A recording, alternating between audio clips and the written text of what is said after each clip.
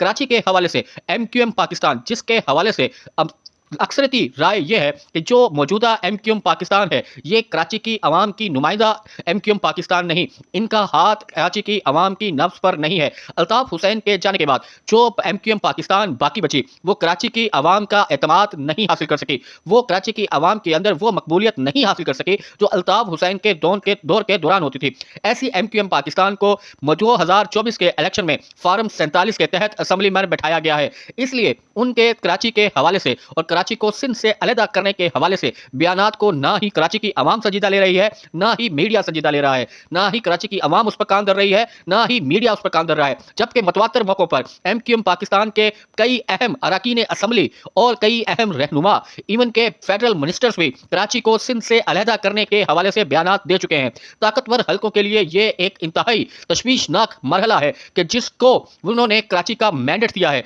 उस जमात के अहम अफराद के अहम बयानात पर कराची की आवाम कान धरने को तैयार नहीं है।